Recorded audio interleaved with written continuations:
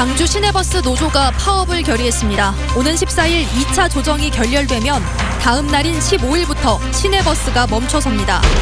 5.18 때 계엄군에게 성폭력을 당했다는 여성의 증언이 새로 나왔습니다. 계엄군이 대낮에 민간인의 집까지 침입해 성폭력을 저질렀다는 증언입니다. 일과 삶의 균형을 추구하는 워라밸이 대세가 된 가운데 금융권에서는 창구 근로자들에게 점심시간을 보장해주는 움직임이 확산하고 있습니다. 여수와 순천이 관광 명소로 유명세를 타고 있지만 지난해 관광객 현황을 보니 전년보다 크게 줄었습니다. 여러분 안녕하십니까? 광주 MBC 뉴스데스크입니다. 시내버스 총파업이 초읽기에 들어갔습니다. 광주와 전남 지역 버스 노조가 속속 파업을 결의하고 있지만 사측과의 협상은 난항하고 있습니다. 양측의 주장이 이대로 평행선을 달리면 15일부터는 시내버스가 멈춰서게 됩니다. 이재원 기자의 보도입니다. 광주 시내버스 조합원들이 총파업을 결의했습니다. 지난 이틀 동안 진행된 찬반 투표에서는 1,400여 명의 조합원 가운데 1,100여 명이 참가해 95.5%의 압도적인 찬성률로 파업이 가결됐습니다. 시내버스 노조는 주 52시간 근로제에 따른 근로여건 개선과 실질 임금 하락을 핵심 쟁점으로 내걸고 있습니다. 매월 22일인 만근일을 하루 줄이고 광역시 가운데 가장 낮은 시급을 10.9% 인상해 대전 수준으로 맞춰달라는 겁니다. 생활임금 보전 좀 나오지 않은 한 또 단체인당 할 수밖에 없는, 시민들한테는 죄송한 일이지만 어쩔 수 없이 저희들이 이런 거리로 나올 수밖에 없는. 사측은 중공영제를 시행하고 있는 다른 지역과 형평은 고려하겠지만 노조의 요구를 전면적으로 수용하기는 어렵다는 입장입니다. 지난해 총 인건비가 1,300억 원을 넘어서 1,200억 원 수준인 요금 수입을 100억 원 이상 초과한다는 이유에서입니다. 18개 항에 대해서 요구를 했는데요. 그것을 전체적으로 수치로 계산을 해보면은 한 216억 정도로. 이번 시내버스 교섭이 한국노총 총연맹 차원에서 진행되고 있다는 점도 교섭을 더디게 하고 있습니다. 전남 지역을 비롯해 경기도와 다른 광역시의 협상 결과를 지켜봐야 하는 데다 노조 측이 무료 환승이나 농어촌 버스의 도시 진입으로 발생하는 운송 수익 감소를 지원해달라며 중앙정부를 압박하고 있기 때문입니다. 노조가 실제 파업에 들어갈 경우에 대비해 비상수송 대책을 마련해서 시민 불편이 최소화될 수 있도록 노력하겠습니다. 시내버스 노사는 오는 14일 2차 조정에 나설 예정이지만 입장 차이가 너무 커 5년 만에 시내버스 총파업은 불가피해 보입니다. MBC 뉴스 이재원입니다.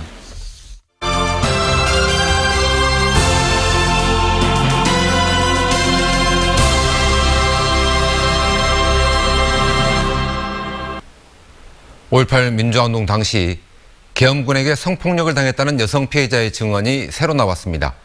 계엄군이 시위에 참여하지도 않았던 민간인을 대낮에 집안까지 침입해서 성폭행하려 했다는 새로운 증언입니다. 김민정 기자가 보도합니다. 60을 넘긴 피해자는 삶을 송두리째 앗아간 24, 그날에 대해 어렵사리 입을 뗐습니다. 1980년 5월 20일, 대낮에 갑자기 피해자의 집에 침입한 계엄군은 어머니와 함께 집안에 있던 피해자를 성폭행하려 했습니다.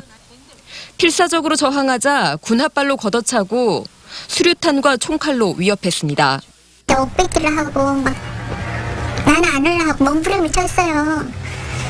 그래갖고 막 당금을 대면서 내 틈을 조사버렸어요. 그때 조사갖고 막 필문이 같은 거 들고. 계엄군의 성폭력은 2차 피해로 이어지며 피해자의 나머지 삶도 망가뜨렸습니다. 계엄군 성폭력을 알게 된 남편이 평생토록 가정폭력을 휘둘러 수십 년간 얻어맞고 살아야 했습니다. 이런 일들을 입 밖에 내기도 꺼려하던 피해자가 39년 만에야 용기를 내 입을 연 건 당신의 잘못이 아니라고 말하는 한 이웃의 지지와 설득 때문이었습니다. 피해자들이 2차 피해를 당하지 않게끔 공동체가 지지를 해주면서 그런 증언들이 쌓여가는 게 진정한 의미의 그 완성된 진상규명이고 정의 실현이지 않을까 그렇게 생각을 합니다. 더욱이 이번 증언은 계엄군이 5.18 초기 대낮에 민가까지 침입해 시위에 참여하지도 않은 민간인에게 성폭력을 저지른 사실을 보여줘 충격을 주고 있습니다. 당시 계엄군 배치를 살펴보면 실제로 7공수 33대대가 피해가 발생한 광주 동구 계림동에 5월 20일 오후 3시께 배치된 사실이 확인됩니다. 그 충돌 때문에 가스탄도 뿌리고 그러면서 그 지역 일대에 대한 수색이 있었고 가정들도 이렇게 방문하면 수색도 있었고 지난 2017년 정부 공동조사단은 계엄군 집단 성폭행 등을 확인했지만 시간적 제약으로 성폭행 전체를 확인할 수 없었다고 밝힌 바 있습니다. 총칼로 시민을 죽인 잔악한 국가폭력의 역사 속에 오랫동안 가려져 있었지만 끔찍한 진상을 드러내기 시작한 당시 계엄군의 성폭력 문제. 39년 만에 찾아온 이번 진상규명 기회에 반드시 밝혀야 할 부분입니다. MBC 뉴스 김민정입니다. 요즘 금융권의 노동 이슈 중에 하나는 점심시간입니다. 금융노조가 점심시간을 보장해달라는 요구를 계속하고 있습니다. 보도 이기상 기자입니다. 매월 말일이 되면 은행 창구는 쉴 새 없이 돌아갑니다. 번호표를 받고 대기하는 고객들이 줄지어 밀려들고 은행원들은 업무를 처리하느라 여념이 없습니다. 꼬박 3시간을 마라톤으로 일하고 점심시간이 찾아오지만 바쁜 업무 탓에 끼니를 챙기기도 힘든 상황입니다. 급여 이체되는 날, 말일 이런 경우에는 이제 끊어서 다니고요. 이제 그것조차 조금 눈치 보일 때는 이제 김밥 사서 타지에서 잠깐씩 먹고 그런 편입니다. 금융경제연구소가 은행 직원 점심시간 이용 실태를 조사한 결과 응답자의 절반 이상이 점심을 거른 경험이 있는 것으로 나타났습니다. 금융노동자들의 점심시간을 보장하기 위해서 제도적인 변화의 바람이 불고 있습니다. 신한은행과 기업은행 등의 일부 시중은행들은 점심시간 1시간 동안 직원용 컴퓨터를 쓸 수 없도록 만들었고 국민은행과 하나은행 등 나머지 은행들도 비슷한 방식으로 점심시간 보장 대책을 마련하고 있습니다. 금융산업노조는 노동자들이 법적으로 규정된 권리를 실질적으로 보장받을 수 있도록 노사 교섭을 강화하고 있습니다.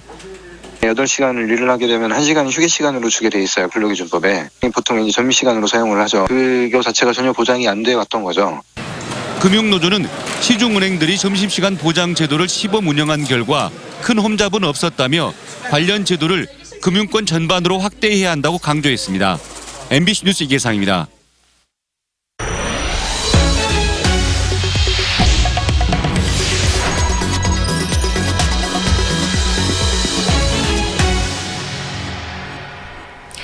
미항 여수와 생태도시 순천이 전국적인 관광 명소로 부상하며 유명세를 타고 있는데요.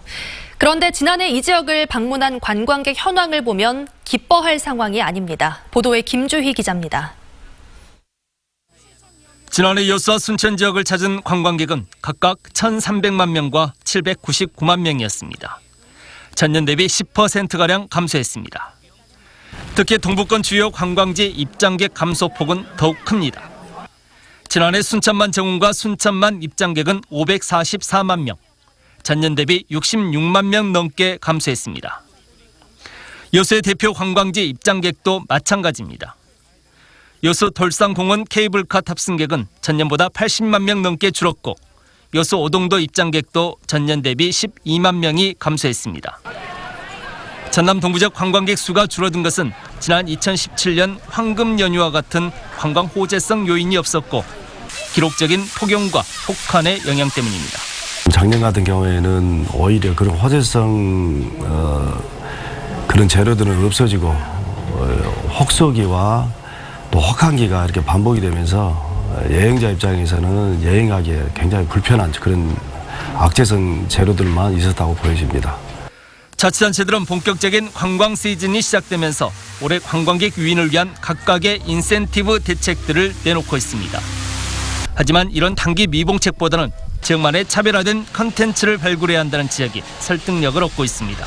차별화된다는 것이 단순히 우리 지역만을 위한 것이 아니라 주변 지역이라든지 광역적인 차원에서도 재방문을 유도하기 위해서는 지역마다 차별화가 돼야 그런 관광객들이 이제 재방문이 계속 일어나고 지역 경제에도 상당히 도움이 될 거다라는 생각을 저희들이 하고 있고 전남 동부권은 이제 남해안 국제관광 중심으로 성공적으로 자리를 잡았습니다. 이젠 지역을 찾는 관광객들의 만족도를 높일 수 있는 차별화된 컨텐츠 마련이 지역사회가 함께 풀어가야 할 과제로 부상하고 있습니다. MBC 뉴스 김주입니다. 전남을 찾은 외국 관광객들이 전국 광역자치단체 가운데 가장 적은 수준인 것으로 나타났습니다. 문화체육관광부가 한국관광공사와 함께 지난해 한국을 방문한 외래 관광객 16,000여 명을 조사한 결과 전국 17개 광역시도 가운데 전남 방문율이 0.7%로 세종 0.4%에 이어 전국에서 두 번째로 낮았습니다. 또 광주의 외래 관광객 방문 비율도 1.1%에 불과해 전국 13위에 머물렀습니다. 공직선거법과 부정체육 청탁 혐의로 기소된 윤장현 전 광주시장의 1심 선고 재판이 내일 열립니다. 광주지법 형사 12부는 내일 오전 9시 50분 윤장현 전 시장과 윤 전 시장으로부터 돈을 뜯어낸 혐의로 기소된 50살 김모 씨의 선고 공판을 진행합니다. 검찰은 지난달 결심 공판에서 윤 전 시장의 공직선거법 위반에 대해서는 징역 2년을, 부정청탁에 대해서는 징역 6개월을 내려달라고 요구했고 김모 씨에게는 징역 6년을 구형했습니다. 오늘 오후 1시 50분쯤 광주 광산구 비아동의 한 어린이집 배전반에서 불이 나 원생과 교사 등 70여 명이 대피하는 소동이 있었습니다. 불이 나자 어린이집 교사들은 소방서에 신고한 뒤 소화기로 바로 불을 꺼 별다른 피해는 없었습니다. 경찰과 소방당국은 배전반에서 전기적인 요인으로 불이 난 것으로 보고 정확한 화재 원인을 조사하고 있습니다. 문재인 대통령 취임 2주년을 기념하는 정당 현수막이 훼손돼 경찰이 수사에 나섰습니다. 광주 북부경찰서는 어제 오후 2시 20분쯤 광주시 북구 북동의 한 거리에 걸려있는 민주당 현수막이 찢어졌다는 신고를 받고 수사에 나섰다고 밝혔습니다. 경찰은 문 대통령의 얼굴 부분이 찢어진 것으로 보아 누군가 일부러 훼손한 것으로 보고 목격자 등을 대상으로 범인을 쫓고 있습니다. 빛가람 혁신도시의 SRF 열병합발전소 갈등 해결을 위해 민관협력 거버넌스 7차 회의가 열렸지만 이번에도 합의점을 찾지 못했습니다. 오늘 회의에 참석한 산업통상자원부와 전라남도 측 위원들은 발전소 시험 가동과 환경 영향 조사를 반드시 시행해야 한다는 입장을 밝혔지만 범시민대책위원회는 주민들의 피해를 막기 위해 시험 가동은 안 된다며 다른 지역의 사례나 자료를 통해 환경 영향을 판단하라고 주장했습니다. 광주 군공항 이전 문제가 표류하자 광주 시민들이 국방부를 찾아가 예비 이전 후보지를 선정하라고 촉구했습니다. 광주 군공항 이전 시민추진협의회는 오늘 서울 용산구 국방부 앞에서 군공항 이전 촉구 집회를 갖고 국방부가 올해 상반기까지 예비 이전 후보지를 선정해야 한다고 주장했습니다. 국방부는 광주시의 용역을 통해 영암과 무안, 신안과 해남을 예비 이전 후보지로 추천받았지만 해당 지역 주민들의 반발로 협의를 진척시키지 못하고 있습니다. 국립아시아문화전당이 5.18 민주화운동 39주년과 광주 세계수영선수권대회를 맞아 옛 전남도청 본관 등 5개 동을 오는 14일부터 8월 18일까지 전면 개방합니다. 개방 기간에는 시민군 최후 항쟁의 목소리 등 5.18 항쟁 열흘간을 전시로 풀어낸 열흘간의 나비대 중 일부를 관람할 수 있습니다. 개방 시간은 오전 10시부터 오후 6시까지고 전시 해설과 함께 옛 전남도청 일원을 안내하는 프로그램도 운영됩니다. 제주와 광주시 교육청이 제주 4.3과 광주 5.18을 연계한 평화 인권 교육 방안을 함께 모색합니다. 광주시 교육청은 오늘 오후 기자회견을 열고 우리 사회의 제주 4.3과 광주 5.18에 대한 왜곡과 폄훼 시도가 적지 않다며 교육의 전국화를 실시할 계획이라고 밝혔습니다.